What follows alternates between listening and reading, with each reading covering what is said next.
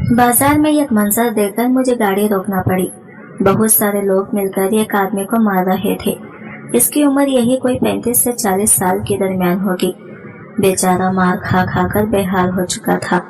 ये कौन है, मैंने साथ ही खड़े एक आदमी से पूछा तो इसने बताया कि यह हाजी इरफान है। आदमी के नाम के साथ हाजी लगा हो तो वैसे ही दिल में इज्जत आ जाती है। मैंने कहा यह हाजी है तो लोग इसे मारपीट क्यों रहे हैं।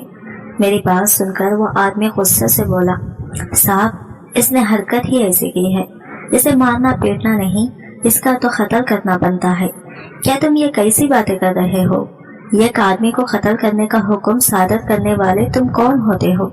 तुम्हें पता है मैं कौन हूँ? इस इलाके का डीसी हूँ। मैंने इसे अपनी गाड़ी की तरफ देखते हुए रोक झाड़ने वाले अंदाज में कहा, मगर वो फिर भी मुतासिर नहीं हुआ। डीसी और एसी, क्या जी इस मुल्क का वजीर आजम भी अब इस आदमी को नहीं बचा सकता? इसने हरकत ही इतनी गंदी की है। ऐसी क्या हरकत कर दी इसने? वो तो आप इससे खुद पूछ लीजिए। ये बातें हो ही रही थी कि हाजी इरफान की एक दर्दनाक चीख बुलंद हुई और सब लोग वहां से हट गए। वो इसे मार मार कर इतना अंधा कर चुके थे कि बेचारे में अब चीखने की भी हिम्मत नहीं रही थी। वो निडाल होकर जमीन पर गिरा पड़ा था। मुझे इस बेचारे पर अफसोस हो रहा था कि इन लोगों के हत्थे चढ़ गया। मैंने इसे बड़ी मुश्किल से गाड़ी में डाला। लोगों का इश्तियाल अभी भी कम नहीं हो रहा था। मैं गाड़ी हॉस्पिटल की तरफ ड्राइव करने लगा। थोड़ी ही देर में हॉस्पिटल आ गया था। मैंने हाजी इरफान को अपनी गाड़ी से उतारा और इमरजेंसी रूम में लेकर गया। इमरजेंसी वालों को खास ताकीद की कि इसका सही से इलाज किया जाए। बेचारा बहुत बुरी हालत से गुजर रहा था।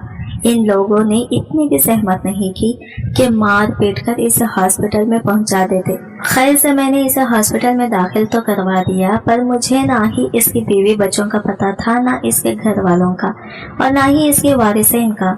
मैं उसे दाखिल करके अब इसके घर वालों को ढूंढने की फिक्र में था। तभी मैंने देखा एक नर्स इसे गौर से देख रही थी। मैंने इत्तेफाकन इससे पूछा, क्या आप इस आदमी को जानती हैं? जी हाँ, मैं कैसे नहीं जानती, मेरा तो इनसे बहुत बार पाला भी पड़ा है। इनका नाम हाजी इरफान है। लोग इनके बारे में काफी मुश्ताल हो गए थे कुछ दिन पहले, क्योंकि ये कहकर वो चुप हो गई। कोई भी मुझे पूरी बात नहीं बता रहा था। हॉस्पिटल का माहौल ऐसा होता है कि डॉक्टर या नर्स से आप ज्यादा बात नहीं कर सकते। सो मैं वहां से वापस अपने घर चला गया। घर जाकर मैं अपने कामों में मसरूफ रहा, पर हाजी इरफान का जख्मी चेहरा बार बार मेरी निगाहों के सामने आता। मैं जानना चाहता था कि आखिर लोगों ने इसे इतनी बेदर्दी से क्यों मारा है। अगले दिन मैं इसी जगह पर गया जहां पर यह वाकया हुआ था। जाए वक़ा पर पहुंचकर जब मैंने एक आदमी से हाजी इरफान का जिक्र किया, इसने नागवारी से मुझे देखा और बोला, आप क्यों इसकी गलत हिमायत कर रहे हैं? लगता है आपको ये नहीं मालूम कि लोग इससे कितनी नफरत करते हैं। अगर आपने इसकी हिमायत जारी रखी तो लोग आपको भी इस तरह मारे पीटेंगे। तो खुदा के लिए अपना ख्याल रखें, अपना नहीं तो अपने घर वालों के लिए हाजी इरफान की हिमायत छोड़ दें। मैंने इस आदमी से इन लोगों के घर का पता लिया और वहां पहुंच गया। मैंने गाड़ी का हॉर्न दिया, मगर कोई बाहर नहीं आया। लगता है कि हाजी इरफान के घर वाले भी डर गए थे। मैं गाड़ी से खुद उतरा, घर के दरवाजे पर दस्तक दी तो अंदर से एक डरी सहमी आवाज आई, जी कौन? मैं इस इलाके का डीसी हूँ। आप फिक्र न करें, आपको मुझसे कोई खतरा नहीं होगा। मैं तो सिर्फ ताजियत के लिए आया हूँ। मैंने ये कहना था कि इस औरत ने दरवाजा खोल दिया। इसकी सांसें फूली हुई थी और चेहरे पर डर की दास्तान लिखी हुई थी। वो बहुत घबरा रही थी। जवान औरत थी, उम्र 27-28 साल से ज्यादा नहीं होगी। इस कदर घबराई हुई औरत मैंने पहले कभी नहीं देखी थी। वो तो 28 साल की उम्र में 10 साल की बच्ची की तरह सहमी हुई लग रही थी। जरूर इसकी वजह इन लोगों का तंग करना होगा। मेरे दिल में बहुत गुस्सा था। आप हाजी इरफान की बीवी हो? मैं इसने एकदम से कहा और मुझे अंदर आने के लिए रास्ता छोड़ा। मैं अंदर गया तो देखा घर की बुरी हालत थी। घर इतना ज्यादा खूबसूरत नहीं था, सलीके से सजाया गया था। हाजी इरफान की बीवी बहुत उदास थी, आंखों से जैसे अभी आंसू बहने लगेंगे। मैंने कहा कि हाजी इरफान के बारे में मुझे मालूमात हासिल करनी है। बोली कि इसके बारे में तो सभी को पता है, बेचारे से गलती ही क्या हुई, बस इसने एक मशीन बना दी। एक लोग इसके पीछे पड़ गए। मशीन? कैसी मशीन बना दी है इसने? और मशीन बनाने की वजह से लोग क्यों दुश्मन हो गए और मशीन किस काम आती है। मेरी ये बात सुनना था कि हाजी इरफान की बीवी फूट फूट कर रोने लगी। बस साहब जी, आपको क्या बताऊं, नेकी का तो जमाना ही नहीं है। मेरा शौहर लोगों के चेहरों पर खुशियां बिखेरता था, पर इन लोगों को ये बात रास नहीं आई। मुझे तो लगता है कि हमारे बुरे दिन चल रहे हैं। वो औरत इधर उधर की बातें करने लगी। मुझे बहुत देर हो रही थी। मैंने इससे पूछा भी कि हाजी इरफान ने कौन सी मशीन बनाई है। कहने लगी कि हाजी साहब ने जो मशीन बनाई है वो इनके अपने कमरे में मौजूद है। हमें वो मशीन देखने की इजाजत नहीं थी, लेकिन कई लोग इस मशीन को इस्तेमाल करने के लिए आते थे। इन्हें फायदा होता था। बस इसी वजह से मैंने कभी अपने शौहर के काम में मुदाखलत नहीं की। वो कहते थे कि वो लोगों की मदद कर रहे हैं, मैं क्या इन्हें रोकती। मैं तो खुद एक गरीब घराने से आई हूँ। हमेशा अपने शौहर की बात मानने का दुरुस्त मिला है। हमें बस आप ये देख लें कि हाजी इरफान ने जो भी किया वो अपने लोगों के भले के लिए किया। आप मुझे वो मशीन दिखा सकती हैं? मैंने इसकी सारी बातों को नजरअंदाज करके पूछा। जी, लेकिन हाजी साहब ने अपने कमरे को हर वक्त ताला लगाया होता था। अब जबकि वो इन लोगों की वजह से हॉस्पिटल चले गए हैं, तो इस ताले की चाबी भी हाजी साहब के पास है। मैं तो इनके कमरे की चाबी रखती ही नहीं। जी, ये कहकर वो मुतमईन होकर बैठ गई। मैंने कहा कि हाजी साहब तो बहुत बुरी हालत में है। मुझे नहीं मालूम कि इनके पास इस कमरे की चाबी होगी या नहीं। आप मुझे ये ताला तोड़कर इस कमरे में मौजूद मशीन दिखा दें। मेरी बात सुनकर इस औरत के चेहरे का रंग उड़ गया। ऐसा कैसे हो सकता है? माना कि आप सरकार के ऑफिसर हैं, पर इतनी भी तो बड़ी ज्यादती ना करें कि किसी के घर आकर इसके घर का ताला तोड़कर अंदर सर्वे करें। और वैसे भी हाजी साहब को ठीक होने दें, वो सारी बात आपको खुद बता देंगी। मैं इस तरह इनके गैर मौजूदगी में कमरे के ताले को नहीं तोड़ सकती। मेरी बात को समझने की कोशिश करें। मैं इस औरत की बात सुनकर चुप हो गया था। जाहिर है अब ये भी नहीं कह सकता था कि मुझे दरवाजा खोलने की इजाजत दो, क्योंकि वो इसकी बीवी थी। मेरे पास इसके शौहर की गिरफ्तारी का या इस घर की तफ्तीश का वारंट नहीं था। मैं तो अपनी जाती दिलचस्पी के बिना पर यहाँ आया था। मैंने इससे इजाजत ली और इस घर से निकल आया। अब जब तक हाजी इरफान ठीक नहीं हो जाता था, इसे होश नहीं आता था, मैं कोई बात नहीं कर सकता था। खामखा एक औरत का दिल दुखाकर मुझे क्या मिलना था। अगले दिन का इंतजार करने लगा। सुबह सुबह हॉस्पिटल गया तो हाजी इरफान को होश आ चुका था। इसकी बीवी को इस बारे में पता था, लेकिन वो अभी तक हॉस्पिटल में नहीं आई थी। इससे पहले कि मैं हाजी इरफान के कमरे में इसकी ताज़ियत करने जाता, बाहर हॉस्पिटल के मुझे शोर सुनाई दिया। मैंने देखा हाजी इरफान की देवी हॉस्पिटल के अंदर दाखिल होने की कोशिश कर रही थी, पर लोग इसे काफिर कह रहे थे। कुछ लोग तो इसे कहते थे कि तुम भी इस जुर्म में बराबर के शरीक हो, तुम भी इसकी मशीन इस्तेमाल करके ही यहाँ पहुंची हो, तुम्हें ऐसे नहीं करना चाहिए था। वो बेचारी औरत को तंग कर रहे थे। मैंने जाकर इन लोगों को भगाया। हाजी इरफान की बीवी को अंदर लेकर आ गया। वो अपने शौहर से मिलने के लिए हॉस्पिटल के स्पेशल वार्ड में चली गई। हाजी इरफान को होश आ चुका था। वो बहुत बुरी तरह फंसा हुआ लग रहा था। लगता था जैसे अभी रो देगा। आंखों में निदामत और शर्मिंदगी थी। वो अपनी बीवी से मिला तो मैं बाहर खड़ा होकर इसकी बीवी के जाने का इंतजार करने लगा। आधे घंटे के बाद वो वार्ड से बाहर निकली तो मैं अंदर दाखिल हुआ। हाजी इरफान मुझे देखते ही डर गया। मैंने कहा, तुम्हें डरने या घबराने की कोई जरूरत नहीं है। मैं तुम्हारी मदद करने आया हूँ, बाकी लोगों की तरह तुम्हें मारूंगा नहीं। यह बात सुनकर इसके चेहरे पर फीकी से मुस्कुराहट आई। बोला कि आप बहुत अच्छे हैं, मुझे आपसे उम्मीद है कि आप मेरी मदद करेंगे। यह कहकर मैं इसके पास बैठ गया। मैंने इसे तसल्ली दी। पूछा कि तुम्हें लोग क्यों मार रहे थे। मेरी बात सुनकर वो रोने लगा। बोला कि बस मैं आपको क्या बताऊं, मैंने तो एक मामूली सकी मशीन ईजाद की थी। इस मशीन से बहुत लोगों को फायदा हुआ, लेकिन फिर जब मैं कुछ लोगों का काम नहीं आ सका तो उन्होंने मार मार कर मुझे आत्महा कर दिया। आपको पता है कि मैं हाजी हूँ, मैंने हज किया है, इस्लाम के सारे कानून को समझता हूँ, लेकिन फिर भी इन लोगों ने मेरे साथ ये सलूक किया। ये मुल्क तो भलाई के लिए काबिल ही नहीं। हाजी इरफान फिर रोने लगा। मुझे इस पर तरस आ गया। मैंने कहा, तुम मुझे सारी बात बता सकते हो। अगर तुम सच बोलोगे तो तभी मुझे तुम्हारे बारे में मालूम होगा। मैं तुम्हारा केस हल करवा सकूंगा। अभी मैं बातें कर ही रहा था कि कमरे में नर्स आ गई। वो बोली कि फिलहाल आप इनसे बात नहीं कर सकते, इनकी हालत थोड़ी नाजुक है, आप कमरे से बाहर चले जाएं। जब ये डिस्चार्ज हो जाएंगे तो आप इनसे लंबा इंटरव्यू कर लीजिएगा। नर्स के कहने पर मैं हाजी इरफान को हॉस्पिटल में छोड़कर आ गया। अगले 2-3 दिनों में वो चलने फिरने के काबिल हो गया था, सो मैं इसको अपने घर ही ले आया। मैंने इसे अपने घर में लाकर बहुत खिदमत की। हाजी इरफान के चेहरे पर अजीब सी बेयकीनी थी, जैसे इसे मेरे अच्छे सलूक पर यकीन नहीं आ रहा हो। जाहिर है जब आपको इतने लोग मार पीट चुके हों तो जिंदगी में बेयकीनी आ ही जाती है। मैंने इसे पूरी कहानी सुनना थी। मैं चाहता था कि मैं हाजी इरफान के बारे में हर मालूमात हासिल करूं, वरना तो मैं इसके केस तक नहीं पहुंच सकता था। मैंने इससे सवाल किया कि तुमने कौन सी मशीन बनाई थी। कहने लगा कि मैंने ये कैसी मशीन बनाई थी जिसे हलाले वाली मशीन कहते हैं। हलाले वाली मशीन? हलाला तो तलाक के बाद होता है, और वो तो सिर्फ एक इंसान के साथ शादी करने से ही होता है। तुम ये क्या कह रहे हो कि तुमने हलाले वाली मशीन बना दी? मुझे थोड़ा थोड़ा गुस्सा भी आ रहा था। मेरा गुस्सा देखकर वो चुप हो गया। बोला कि साहब, मुझे पता है आप भी मेरी इतनी ही बेइज्जती करेंगे जितनी बाहर के लोगों ने की है। तुम मुझसे बगैर कहानी सुने मुझे सजा सुना दे। मुझे इस पर तरस आ गया। मैंने कहा, ऐसा नहीं है, मैं तुम्हें सजा नहीं दूंगा।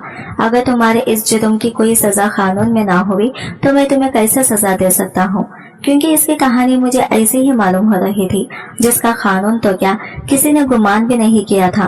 खैर, हाजी इरफान ने अपनी कहानी मुझे यूं सुनाई। मैं इन दिनों 10 से 12 साल का था जब मेरे घर में ये मसला होने लग गई। एक दिन मैं अपने कमरे में सो रहा था कि अम्मा अब्बा के कमरे से लड़ने झगड़ने की आवाज आई। इससे पहले भी अम्मा अब्बा लड़ते झगड़ते रहते थे, पर आज अम्मा की आवाजें ऊंची थी। मुझे इनकी आवाज साफ साफ सुनाई दे रही थी। मैं अम्मा अब्बा के कमरे के बाहर जाकर खड़ा हो गया। इनकी लड़ाई बढ़ने लगी। फिर एकदम खामोशी छा गई, क्योंकि अब्बा ने अम्मा को 3 लफ्ज बोल ही दिए थे। अब्बा ने अम्मा को तलाक दे दी थी। तलाक के अल्फाज मेरे कानों में भी गूंजने लगे। इसके बाद गहरी खामोशी छा गई। थोड़ी देर बाद कमरे का दरवाजा खटक से खुला। अम्मा रोती हुई अपने गिरते शाल पीटती घर से निकल गई। अब्बा इनको आवाजें देते रहे, पर अम्मा किसी भूखे शेरनी की तरह इन पर झपटने को तैयार थी। अब्बा ने इन्हें रोका नहीं। अम्मा रात के अंधेरे में हमारे घर को छोड़कर नाना अब्बा के घर चली गई। इनके जाने के बाद मैं रोना शुरू हो गया। मेरे बेतहाशा रोने में मेरे बाप की सुसकियां भी शामिल थी। मेरे अब्बा भी रो रहे थे, क्योंकि वो अपनी बीवी से बेपनाह मोहब्बत करते थे। मैं इस मोहब्बत का गवाह था। जब भी घर आते अम्मा के लिए फूल जरूर लाते थे। अम्मा खुश होकर फूल इनके हाथ से ले लेती, पर कुछ अरसे से ना जाने क्यों इनके दरमियान लड़ाई झगड़े बढ़ने लगे थे। बस फिर एक दिन अब्बा ने अम्मा को तलाक दे दी और घर से निकाल दिया। मेरा रो रो कर बुरा हाल था। 2-3 दिन तो अब्बा ने भी खाना नहीं खाया। मैं भी भूखा बैठा रहा। 2-3 दिन के बाद अब्बा मुझसे कहने लगे, बेटा, अगर तुम अपनी माँ को याद कर रहे हो तो मैं तुम्हें इसके पास छोड़ आता हूँ, तो नाना के घर जाकर रहो। मेरी और इसकी तलाक हुई है। तुम्हारी वो अभी भी माँ है। इस रुतबे को इससे कोई नहीं छीन सकता। सो तुम जाकर अपनी अम्मा से मिल लो। अब्बा के कहने पर मैं अपने घर से निकलकर अम्मा के घर चला गया। मैं नानी अम्मा के घर चला गया। वहाँ जाकर मुझे बहुत सारी अजीब और गरीब बातें सुनने को मिली। कोई भी मुझे अच्छी नजर से नहीं देख रहा था। अम्मा मुझे मिली तो बहुत ज्यादा रो रही थी। अब्बा के पास जमीन जायदाद काफी थी। मेरे नाना अब्बा लोग गरीब से थे। अब्बा की इमारत के आगे नाना नानी की दौलत कोई हैसियत नहीं रखती थी। मगर फिर अम्मा ने मुझे खुश खबरें सुनाई। कहने लगी, बेटा, मैं और तुम्हारे अब्बा फिर से एक हो जाएंगे। तुम्हें ज्यादा देर रोना नहीं पड़ेगा। मैं अम्मा और नानी की बातें छुप छुप कर सुनने लगा। वो तलाक और हलाला का जिक्र कर रही थी। कुछ ही दिनों के बाद अम्मा की शादी तय पा गई। मैं यहाँ पर रहते हुए ये बात जान चुका था कि 1 हफ्ते बाद मेरी अम्मा की शादी किसी आम आदमी से करवा दी जाएगी, जो कि अम्मा को तलाक दे देगा, और इसके बाद अम्मा फिर से एक साथ रहने लगेंगे। मुझे 1 हफ्ते बाद अब्बा की याद आई तो मैं वापस इनके घर चला गया। वहां जाकर अब्बा ने मुझसे जो भी बात पूछी मैंने सच सच बता दी। ये सुनकर अब्बा तो गुस्से में आ गए। कहने लगे कि क्या तुमने वाकई में ये बात अपने कानों से सुनी है? समीन की दूसरी शादी होगी? इन्हें क्या लगता है कि मैं इसके बाद इसे कबूल कर लूंगा? अब्बा बहुत गुस्से में थे। बात अब्बा की गैरत पर आ गई थी। अब्बा दिन रात घुलने लगे थे। ऐसा लगता था जैसे वो दम घुटकर मर जाएंगे। अब्बा की बेचैनी मुझसे देखी नहीं जाती थी। अम्मा की शादी के दिन करीब आ रहे थे। मेरी नानी चाहती थी कि मेरे दामाद और बेटी का घर फिर से आबाद हो जाए। उन्होंने एक मामूली से ड्राइवर से अम्मा की निकाह का एहतमाम कर दिया था। घर में शादी का समा था, पर कोई भी ज्यादा खुश नहीं था। बस फिर ये कैसी बात हो गई जिसने हमारी जिंदगियों के रुख मोड़ दिए। जिस दिन अम्मा की शादी थी अब्बा की बेचैनी देखने वाली थी। लगता था जैसे अब्बा सबको मार देंगे। फिर वही हुआ। अम्मा की शादी क्या हुई, अब्बा ने इस आदमी का जीना हराम कर दिया। मुझे मिलवाने से बहाने से अब्बा नानू के घर आ गए थे। अपनी बीवी का निकाह होता देखकर इनका खून खौल उठा था। फिर उन्होंने जो किया, इसने ना सिर्फ इनको जेल के सलाखों के पीछे पहुंचा दिया बल्कि मेरे ज़हीन को भी हमेशा के लिए तब्दील कर दिया। अब्बा ने इस आदमी को जान से मार दिया था जो इनकी बीवी से निकाह कर रहा था। अगर ये खुफिया कत्ल होता तो शायद माफ हो जाता, पर उन्होंने ये सब कुछ खुल्लम खुल्ला किया था। अब इसके तो कोई माफी नहीं थी। अब्बा ने जो किया था वो एक बहुत बड़ा जुर्म था। यूं अब्बा को जेल हो गई। अब्बा जेल के सलाखों के पीछे चले गए और मेरी जिंदगी हमेशा के लिए तबाह बर्बाद हो गई। मेरी माँ तो कहीं की ना रही थी। जिंदगी पहले की तरह नहीं हो सकी। इसके बाद मैं अपनी जिंदगी में रोजगार की फिक्र में पड़ गया। मेरे लिए बस अब रोजगार ही सब कुछ था। कुछ कमाने के काबिल हुआ तो शादी के बारे में सोचने लगा। मैंने मोहब्बत की शादी करना चाही थी क्योंकि मैं जिस लड़के से मोहब्बत करता था वो बहुत खूबसूरत थी, मोहब्बत किए जाने के काबिल थी। यूं मैंने इससे मोहब्बत की पंगे पड़ा ली। मैं इससे इंतहा मोहब्बत करता था। इसके घर वालों को मेरे अब्बा के बारे में सभी कुछ पता था, लेकिन मैंने इसे अपनी मोहब्बत के जाल में कुछ इस तरह फंसा कि वो अपने घर वालों की बातों को भूलकर मुझसे बेपनाह मोहब्बत करने लगी। मैं इसे अच्छा लगने लगा था, लगता भी क्यों ना। मैं इसका बेइंतहा ख्याल रखता था। कुछ दिन मजीद गुजर गए। कुदरत ने साथ दिया और हमारी शादी तय हो गई। शादी के दिन भी वो ज्यादा खुश नहीं थी। मुझसे वो बहुत डरती थी। समीन अक्सर मुझे कहती कि तुम भी मुझे तलाक तो नहीं दोगे। मैं कहता कि तुम ये कैसी बातें करती हो, मैं तुम्हें क्यों तलाक दूंगा। तुम एक बहुत खूबसूरत लड़की हो, तुम्हें तलाक देकर मैं इस तरह तड़प तड़प कर नहीं मरना चाहता। मेरी बात पर वह हंस देती, लेकिन फिर कुछ ऐसा हुआ जिसने मुझे इसे तलाक देने पर मजबूर कर दिया। मैंने एक दिन इसका पीछा किया। वो एक दुकानदार से हंस हंस कर बातें कर रही थी। मुझे इस पर बहुत शक हुआ था। मैंने खड़े खड़े इसको तफ्तीश करना शुरू कर दी कि तुम यहाँ क्यों आए हो। इसने मुझे बाप का ताना दिया। कहने लगी तुम तो अपने बाप की तरह शकी निकले। तुम्हारे बाप ने भी तुम्हारी माँ को कत्ल किया था। अब क्या तुम इतनी सी बात पर मेरी भी जान लोगे। समीन की बात सुनकर मुझे बहुत गुस्सा आया था, इतना गुस्सा कि मेरे ख्वाबों में नहीं रहा और मैंने खड़े खड़े समीन को भरे बाजार में तलाक दे दी। तलाक का लफ्ज सुनना था कि समीन के तो जैसे 14 तबक रोशन हो गए। वो मुझे फटी फटी निगाहों से देखने लगी, जैसे इसे मेरी इस हरकत पर यकीन न आया हो। मैं क्या करता। इसने मुझे मेरे बाप का ताना दे दिया।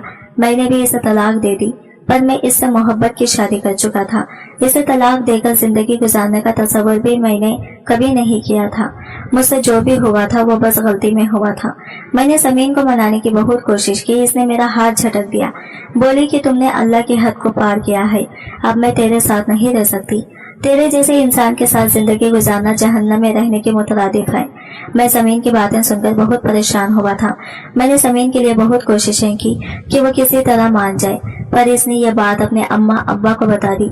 इसके बाद मैं दिन रात समीन के साथ दोबारा शादी करने की ख्वाब देखने लगा, पर मैं नहीं चाहता था कि मेरी अम्मा की तरह समीन भी किसी और के निकाह में हो जाए और मैं गुस्से में आकर इसे भी मार डालूं। मैंने समीन के लिए फतवा ढूंढना शुरू कर दिया, मगर इस्लाम में इसकी कोई गुंजाइश नहीं थी। जब तक मियाँ बीवी के दरमियान हलाला ना हो तब तक तलाक याफ्ता औरत दोबारा अपने शौहर पर हलाला हो ही नहीं सकती। मैंने कोशिशें करना शुरू कर दी। मैंने इस्लाम की तालीम हासिल की। जब लोगों को मुझ पर पूरा मुकम्मल भरोसा होने लगा तब मैंने ये कैसी बात कर दी जिस पर कुछ लोगों को यकीन आया तो कुछ ने मेरे ऊपर गुस्सा करना शुरू कर दिया। बात ही ऐसी थी, मैंने मुक़द्दस पानी का तस्वुर लोगों में डालना शुरू किया। मैं अब जमजम से भरे गैलन लाता, इन्हें अपने घर में रखता और कहता जो औरत इससे गुस्ल कर लेगी वो ऐसे पाक हो जाएगी जैसे उसे किसी मर्द ने छुआ ही नहीं। वो फिर से अपने शौहर पर हलाला हो जाएगी। मेरी ये बात यकीन करने के काबिल नहीं थी, लेकिन क्योंकि कुछ लोग मेरे साथ मिले थे, ऐसे लोग जो अपनी बीवियों को तलाक दे चुके थे, अपने फायदे के लिए उन्होंने मेरी इस बात में मेरा साथ देना शुरू कर दिया। चुनाचा मैं भी समीन को पाने की खातिर इस कदर अंधा हो गया कि मैंने अपनी आखिरत भी बर्बाद कर डाली। हलाले वाली मशीन के नाम से मैंने ये कमरा बना दिया जहाँ पर आबे जमजम से नहाने का इंतजाम भी मौजूद था और बस कुछ ऐसे तबरकात जिनके इस्लाम में कोई जगह नहीं। लेकिन मैं समीन को पाने की खातिर खुद गुजर हो चुका था। मैंने अपने साथ और भी लोगों को बहकाना शुरू कर दिया। मैं अपने मदरसे के नाम का गलत इस्तेमाल करता, कहता कि ये फतवा तो उन्होंने दिया है। मैं बड़े बड़े उलमाए का नाम लेता, लोग मेरी बात पर मजबूर हो जाते। यूं मैं ज़मीन को दोबारा हासिल करने में कामयाब हो गया। लेकिन ये खेल कब तक चलता? लोगों ने जाकर मदरसे वालों को इस बात की इत्तला कर दी। वो बहुत बदहम हुए।